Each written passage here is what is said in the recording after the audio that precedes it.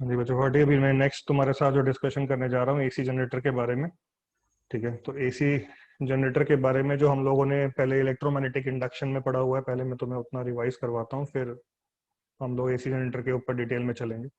तो EMI chapter जब हम लोग पढ़ रहे थे तो हम लोगों ने बात की थी कि कोई भी कंडक्टर क्या चाहता है, उसके थ्रू मैग्नेटिक फ्लक्स टाइम के साथ कांस्टेंट रहे। मैग्नेटिक फ्लक्स वेरी करेगा, कंडक्टर को प्रॉब्लम होगी, कंडक्टर अपने अंदर ईएमएफ इंड्यूस कर लेगा, करंट इंड्यूस कर लेगा।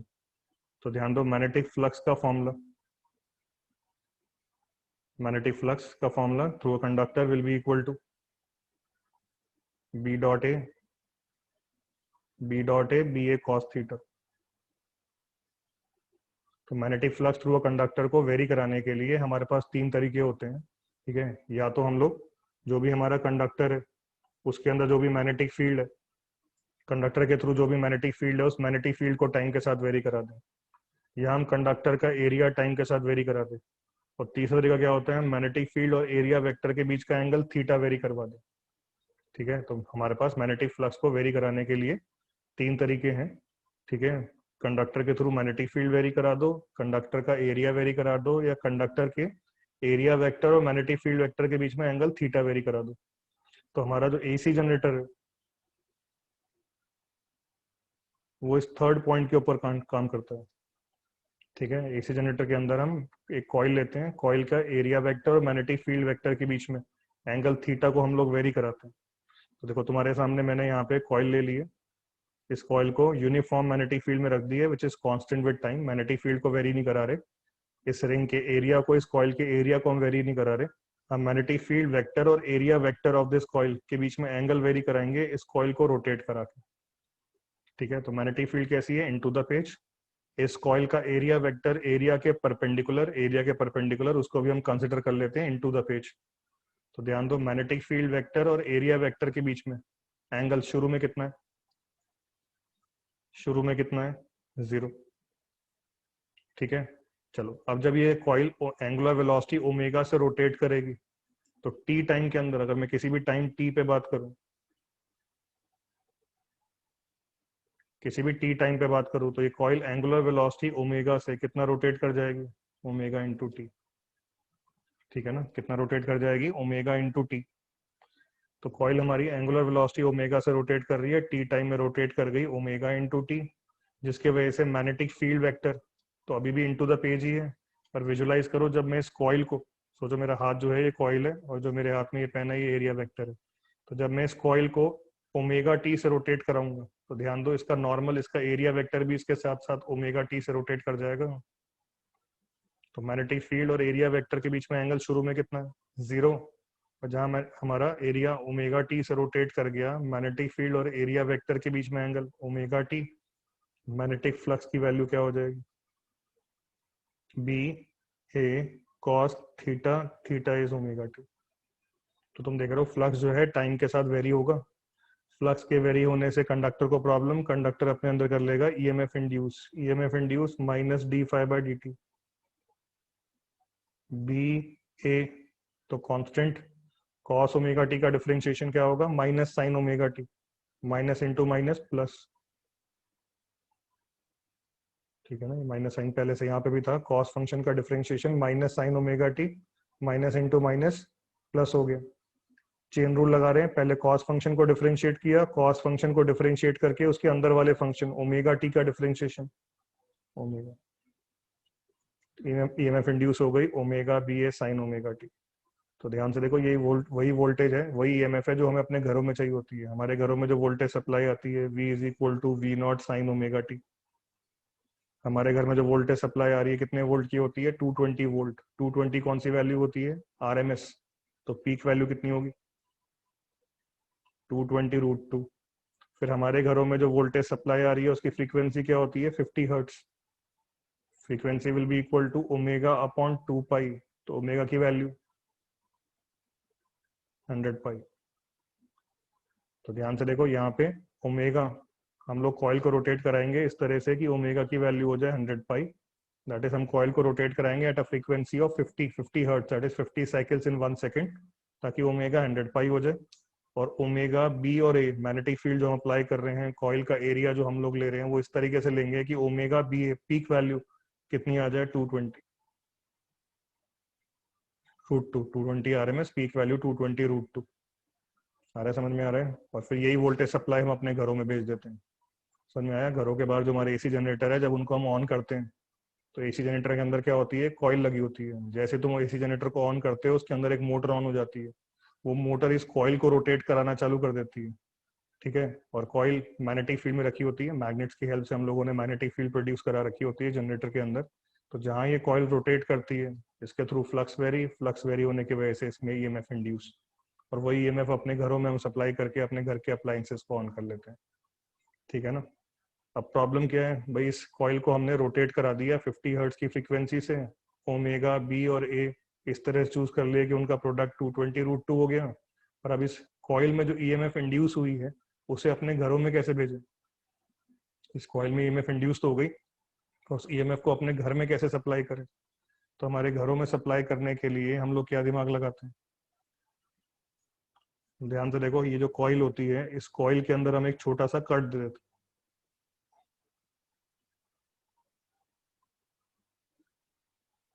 ठीक है, एक छोटा सा कट दे दिया।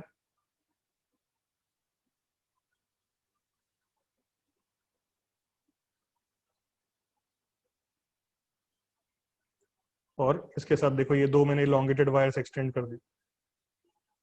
ठीक है, अब तुम्हारे साथ सामने जो कॉइल है, ये एक शाफ्ट से अटैच्ड है, और शाफ्ट फर्दर मोटर से अटैच्ड है। मोटर इसको ओमेगा से रोटेट करा रही है। ठीक है, अब जब कॉइल हमारी यहाँ पे रोटेट कर रही है, ठीक है, ये कॉइल हमारी यहाँ पे जब रोटेट कर रही है, ठीक है, मैग्नेटिक फील्ड के अंदर रखी हुई है, मैग्नेट से मैग्नेटिक फील्ड प्रोड्यूस करा के रोटेट कर रही है, इसके अंदर ईएमएफ इंड्यूस हो रही है, जो भी हमने डिस्कस करी। वो ईएमएफ इन टर्मिनल्स के बीच में आ जाएगी। इन टर्मिनल्स के अक्रॉस अगर मैं ईएमएफ चेक करूं, तो ईएमएफ वही 220 root two sine omega T जो हमने जनरेट कराई थी, वो मिल जाएगी। ठीक है, अब ध्यान से देखो, हम लोग क्या करते हैं, यहाँ पे लगाते हैं दो स्लिप रिंग्स। स्लिप रिंग्स बोलते हैं, इसके ऊपर ये वायर कांटेक्ट में रहते हुए स्लिप करती रहती है, कांटेक्ट बनाते हुए। एक होती है हमारी कम रेडियस की, दूसरी होती है हमारी ज्यादा रेडियस की। ठीक है, ध्यान से देखो, डायग्राम को तुम विजुलाइज कर पा रहे हो? ठीक है, डायग्राम के अंदर तुम ध्यान से देखो, मैंने दो स्लिप रिंग्स बना दी हैं। ठीक है, ध्यान से देखो, एक वायर को मैंने एक्सिस ऑफ रोटेशन से कम दूरी पे रखा है, दूसरी वायर को मैंने ज्यादा दूरी पे रखा है। ठीक है, एक जो हमारी वायर है, वो ज्यादा रेडियस वाली रिंग के साथ कांटेक्ट में रहते हुए रोटेट कर रही है, और तो दूसरी वायर है, वो छोटी वाली रिंग के साथ कांटेक्ट में रहते हुए रोटेट कर रही है। ठीक है, और फिर यहाँ पे हम लोग लगा देते हैं कार्बन ब्रशेस, और इस कार्बन ब्रशेस के अक्रॉस लोड। लोड से मेरा मतलब क्या है, हमारे घर में लगे अप्लायंसेस, जिनको भी हम लोग इस एसी जनरेटर की हेल्प से ऑन करना चाहते हैं, यूज करना चाहते हैं। ठीक है, तो कॉइल को रोटेट कराते हैं, कॉइल को के अंदर ईएमएफ इंड्यूस कराते हैं, उस ईएमएफ को अपने घरों में सप्लाई करने के लिए एक छोटा सा स्लॉट कट करके उससे दो वायर्स लगा के, ठीक है, जैसे जैसे कॉइल रोटेट हो रही है, उसके साथ ये दो वर्टिकल वायर्स भी रोटेट कर रही है। एक वायर छोटे रेडियस में रोटेट हो रही है, एक दूसरी वायर बड़े सर्कल में रोटेट हो रही है। एक छोटी रिंग लगा दी, एक बड़ी रिंग लगा दी, इनको क्या बोलते हैं हम, स्लिप रिंग्स। स्लिप रिंग्स के साथ क्या लगा दिए, कार्बन ब्रशेस। कार्बन ब्रशेस के साथ वायर लगा के जो भी हमारी ये वोल्टेज सप्लाई आ रही है, घर में लगे अप्लायंसेस लोड को हमने सप्लाई कर दिया। आया समझ में? आया सेटअप? खैर, ये तो मैंने अपनी लैंग्वेज में समझा दिया। एक बार स्कूल में तुमने कैसे प्रेजेंट करना होता है, स्कूल में ये पूछ लेते हैं, एसी जनरेटर को एक्सप्लेन करो, तो उसकी तरफ चलते हैं। ठीक है, तो चलो, सबसे पहले स्कूल में कभी भी एसी जनरेटर के बारे में तुम्हें एक्सप्लेन करने को आता है, तो तुम लोगों ने सबसे पहले तो एसी जनरेटर करता क्या है, उसका फंक्शन बताना है। तो AC generator is a device which convert mechanical energy into electrical energy. ठीक है ना, मैकेनिकल एनर्जी को इलेक्ट्रिकल एनर्जी में कन्वर्ट कर रहे हैं हम एसी जनरेटर के अंदर। तो चलो, ये तुम्हारे सामने जो थोड़ी देर पहले मैं सेटअप एक्सप्लेन कर रहा था, ये इस तरीके से ड्रॉ करके दिखाते हैं। ठीक है, मैं तुम्हारे सामने कॉइल सर्कुलर दिखा रहा था, इन्होंने रेक्टेंगुलर दिखा दिए। रेक्टेंगुलर कॉइल है, मैग्नेट्स लगा दिए, मैग्नेट का नॉर्थ पोल, मैग्नेट का साउथ पोल, बीच में इन मैग्नेट की वजह से मैग्नेटिक फील्ड प्रोड्यूस हो गई। मैग्नेटिक फील्ड में हमने एक कॉइल रख दी है। ठीक है ना, ध्यान दो, कॉइल को हम लोगों ने ये एक शाफ्ट से कनेक्ट कर दिया है। शाफ्ट तुम्हारी यहाँ पे फर्दर एक नीचे मोटर से कनेक्टेड है, मोटर इस शाफ्ट को रोटेट कराएगी, शाफ्ट से कनेक्टेड ये कॉइल रोटेट करेगी। कॉइल के अंदर हम लोगों ने स्लॉट कट कर दिया है। ठीक है ना, स्लॉट्स के साथ तुम देख रहे हो, दोनों स्लॉट से वायर्स आ रही है। ठीक है, ये दो हमारी स्लिप रिंग्स जो मैं स्लिप रिंग्स बना के दिखा रहा था पीछे, R1 और R2, उनके साथ ये B1 और B2 तुम्हारे कार्बन ब्रशेस, और ये हमारा लोड। आया डायग्राम समझ में आ रहा है? ठीक है, तो ये हमारे एनसीईआरटी में दिया हुआ डायग्राम है, तुमने स्कूल में इसी तरीके से ड्रॉ करके दिखाना है। मैं पीछे समझाने के लिए तुम्हें थोड़ा सिंप्लीफाइड वे में दिखा रहा था। ठीक है, तो वही कहानी वही एग्जैक्टली सेम है, प्रेजेंटेशन तुम्हारी ऐसी होनी चाहिए। ठीक है, तो सारी कहानी तुम्हें मैं समझा चुका हूँ, फटाफट बस एक बार रीडिंग लगाते जाते हैं, क्या क्या पॉइंट तुमने स्कूल में मेंशन करने हैं। ठीक है, तो सबसे पहले हम लोगों ने इसकी डेफिनेशन बतानी है, व्हाट इज एसी जनरेटर। तो it is a device converting mechanical energy into electrical energy. फिर उसका हमें प्रिंसिपल बताना है। ठीक है, कोई भी हम एक्सपेरिमेंटल सेटअप स्कूल में डिस्कस करते हैं तो सबसे पहले उसका इंट्रोडक्शन, फिर उसका प्रिंसिपल। तो it works on the principle of electromagnetic induction. ठीक है, पता ही है, ईएमएफ फैराडेज लॉ के ऊपर काम कर रहा है।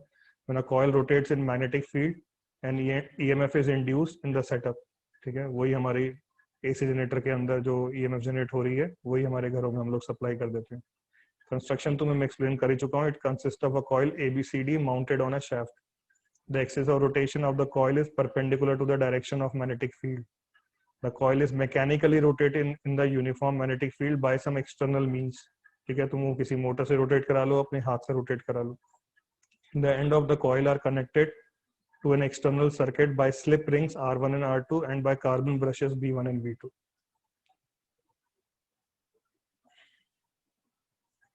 ठीक है, वर्किंग एंड कंस्ट्रक्शन बताना है नेक्स्ट तुमने. When the coil is rotated in strong magnetic field the magnetic flux linked with the coil changes. ठीक है, कॉइल को जब रोटेट कराया थे तो मैं तुम्हें रियलाइज कराया मैग्नेटिक फ्लक्स तुम्हारा चेंज होने लग जाता है as theta is changing.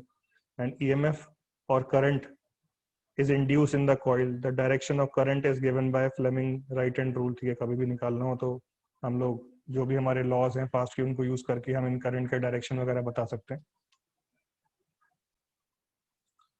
Working को ब्रीफली एक्सप्लेन करने के बाद कैलकुलेशन की तरफ चलते हैं. When the coil is rotated with a constant angular velocity omega, angle theta between the magnetic field vector and area vector of the coil at any instant is given by, at any instant of time t is given by theta is equal to omega t.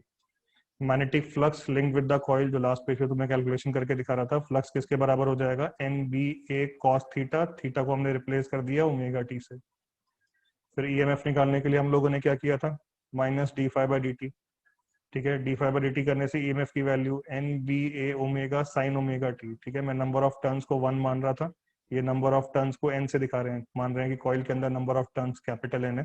तो जैसे मैं flux लिख रहा था BA cos theta, और theta को मैं substitute कर रहा था ओमेगा टी. अगर नंबर ऑफ टर्न्स n है तो flux through 1 turn B into A, flux through n turns NBA.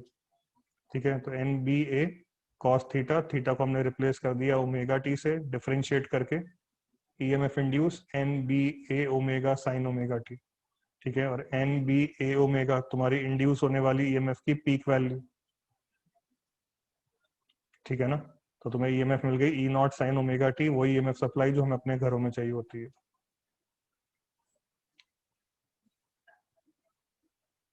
ठीक है ना, उसके बाद since the value of sin function varies from +1 to -1, EMF के अंदर तुम देख रहे हो एक्सप्रेशन जो आ रहा है साइन का आ रहा है, ईएमएफ अपॉन रेजिस्टेंस करोगे तो करंट जो आएगा उसका एक्सप्रेशन भी साइन फंक्शन से गवर्न होने वाला है. और साइन फंक्शन की value is going to vary from +1 to -1. तो polarity of EMF will change. कभी ईएमएफ साइन फंक्शन की वैल्यू पॉजिटिव है तो पोलैरिटी पॉजिटिव है, कभी नेगेटिव आ गई वैल्यू साइन फंक्शन की तो पोलैरिटी नेगेटिव. ठीक है, तो ये सब हम लोगों ने एसी में डिस्कस किया हुआ है. मान लो तुम क्लॉकवाइज को पॉजिटिव मान रहे हो तो एंटी क्लॉकवाइज नेगेटिव, तो साइन फंक्शन की value positive, EMF positive, current clockwise. जहां पे तुम्हारे साइन फंक्शन की वैल्यू नेगेटिव की तरफ जाएगी, नेगेटिव हो जाएगी, करंट भी तुम्हारा negative, negative means anti clockwise. Depend करता है तुम पॉजिटिव किसको मान रहे हो, क्लॉकवाइज पॉजिटिव तो anti clockwise negative, anti clockwise को पॉजिटिव मान रहे हो तो clockwise negative. Therefore the current in is alternating current. EMF very करती रहेगी टाइम के साथ, तो ऑब्वियसली करंट भी टाइम के साथ वेरी करता रहेगा. ये तुमने साइन फंक्शन का ग्राफ बना के जस्टिफाई कर देना. ठीक है, समझ में आया एसी जनरेटर की कहानी. स्कूल में सबसे पहले इंट्रोडक्शन देना है, उसका प्रिंसिपल बताना है, प्रिंसिपल बताने के बाद उसका वर्किंग बतानी है, कंस्ट्रक्शन बताना, सॉरी प्रिंसिपल के बाद कंस्ट्रक्शन बताना है, कंस्ट्रक्शन के बाद वर्किंग, वर्किंग के बाद कैलकुलेशंस करके बतानी है सारी की सारी, और आखिर में कंक्लूड कर देना है कि ठीक है भाई साइन फंक्शन की वैल्यू +1 से -1 वेरी करेगी, तो ईएमएफ भी टाइम के साथ वेरी करेगी और करंट भी तुम्हारा टाइम के साथ वेरी करेगा. We will get alternating EMF, alternating current. Clear हो गया ऐसे जनरेटर? ठीक है, एसी जनरेटर में इतना ही.